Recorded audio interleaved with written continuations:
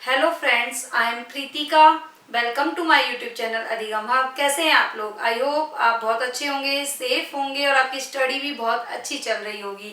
तो आज हम जो पढ़ने वाले हैं वो है उपलब्धि अभिप्रेरणा का सिद्धांत, यानी अचीवमेंट मोटिवेशन थ्योरी। इससे पहले मैं मैकडूगल और मैस्लो की मोटिवेशन थ्योरी पढ़ा चुकी हूँ। लिंक मैं डिस्क्रिप्शन में दे दूंगी, वहां जाकर आप उसे देख लीजिएगा। और एक बात मोस्ट इम्पोर्टेंट कि प्लीज चैनल को सब्सक्राइब करें ताकि आने वाले नोटिफिकेशन मिलते रहें। तो आइए स्टार्ट करते हैं बिना देर किए। तो सबसे पहले उपलब्धि अभिप्रेरणा, ये जो थ्योरी थी वो दी किसने? तो इस थ्योरी का जो प्रतिपादन किया वो किया डेविड सी मैकक्लेलन ने। ये एक हार्वर्ड यूनिवर्सिटी के मनोवैज्ञानिक थे। इनका जो इस थ्योरी के प्रतिपादन में सहयोग किया वो किया एटकिंसन, होएंगा एंड होएंगा ने। उपलब्धि अभिप्रेरणा, इसका अर्थ क्या होता है? तो इसका अर्थ हम एक लाइन में से समझ सकते हैं कि श्रेष्ठता के विशेष स्तर को प्राप्त करने की इच्छा। जो मोस्ट इंपोर्टेंट है वो है विशेष स्तर। थोड़ा समझेंगे पहले हम इसे। उपलब्धि अभिप्रेरणा क्या होता है?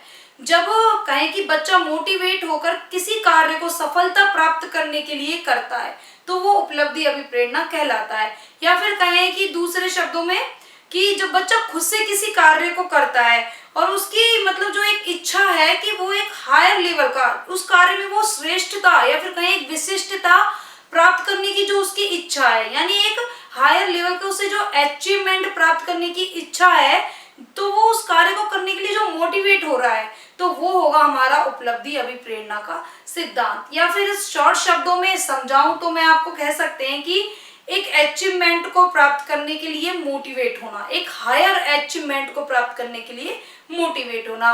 उदाहरण से समझेंगे कि बच्चे को साइकिल चाहिए तो उसे साइकिल ला दी, फिर उसके बाद उसे लगता है कि नहीं साइकिल नहीं, अब मुझे मोटरसाइकिल चाहिए तो उसे मोटरसाइकिल ला दी।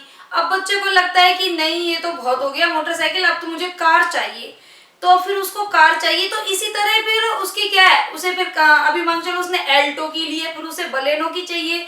तो इस तरह उसका मतलब जो डिमांड है वो हायर लेवल का, यानी उसका जो अचीवमेंट है वो एक बढ़ता जा रहा है, यानी उसे कहें कि एक हायर लेवल का अचीवमेंट प्राप्त करने के लिए वो मोटिवेट हो रहा है। तो यहाँ पर कह सकते हैं जब बच्चा स्वयं कार्य करते हुए अभिप्रेरित हो, वो भी किसी विशिष्टता और श्रेष्ठता को प्राप्त करने के लिए, तो वो होता है हमारा अचीवमेंट, मोटिवेशन अचीवमेंट थ्योरी। फिर बात आती है कि एक अन्य उदाहरण ले लीजिए और आप कि मान के चलिए आप पीआरटी की तैयारी कर रहे हैं, आप पीआरटी के टीचर बनना चाह रहे हैं।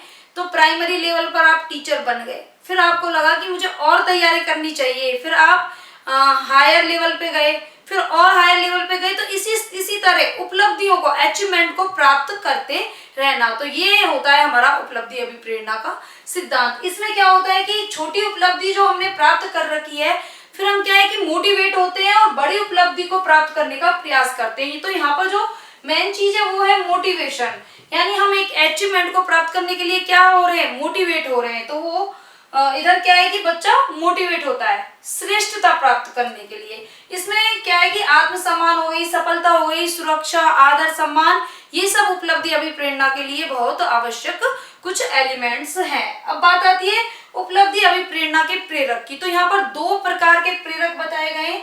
एक तो है सफलता प्राप्त करने का प्रेरक और दूसरा है असफलता से बचने का प्रेरक। यहाँ पर जो बच्चा मोटिवेट होगा वो होगा, उसका जो एम होगा, उसका टारगेट होगा कि सफलता प्राप्त करनी है, श्रेष्ठता प्राप्त करनी है। दूसरे में भी बच्चा मोटिवेट तो हो रहा है, लेकिन किसके लिए? असफलता से बचने के लिए। अब आप सोचेंगे कि ऐसा भी होता है, तो हाँ, एक उदाहरण से समझते हैं कि क्लास में एक टीचर ने बच्चों को कुछ क्वेश्चन आंसर दिए लर्न करने के लिए। अब कुछ बच्चे इसलिए लर्न करके जा रहे हैं ताकि उनका परिणाम और रिजल्ट बहुत अच्छा हो, उन्हें कह सकते हैं कि वो आगे बढ़ना चाहते हैं, उन्हें एक सफलता प्राप्त करनी है, तो वो आ जाएंगे इस कैटेगरी में, सफलता प्राप्त करने वाले बच्चे, यानी वो उस तरीके से मोटिवेट होंगे।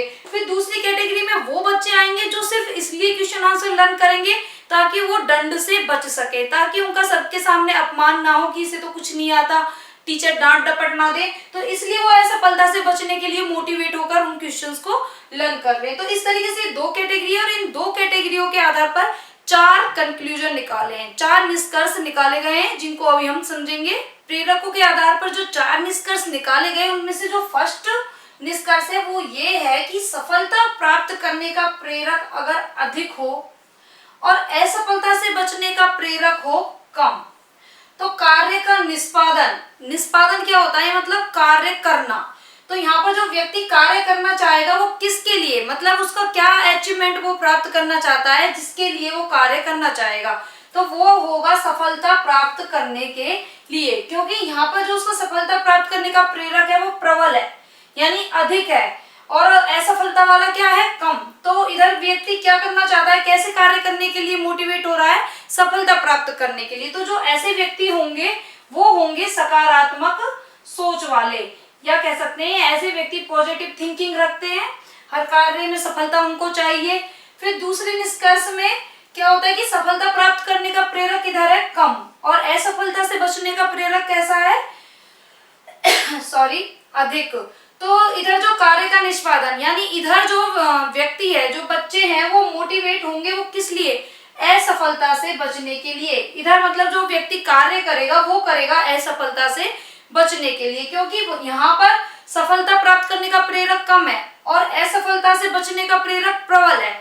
तो यहाँ पर जो ओवरऑल रिजल्ट आएगा वो क्या आएगा कि वो असफलता से बचने के लिए मोटिवेट हो रहा है, या फिर कह सकते हैं असफलता से बचने के लिए यहाँ पर वो कार्य कर रहा है। तो ऐसे जो व्यक्ति होंगे वो होंगे नकारात्मक सोच वाले, यानी नेगेटिव थिंकिंग उनमें होगी, उनको असफलता से बचने के लिए ही कार्य करना है, उन्हें सफलता नहीं चाहिए।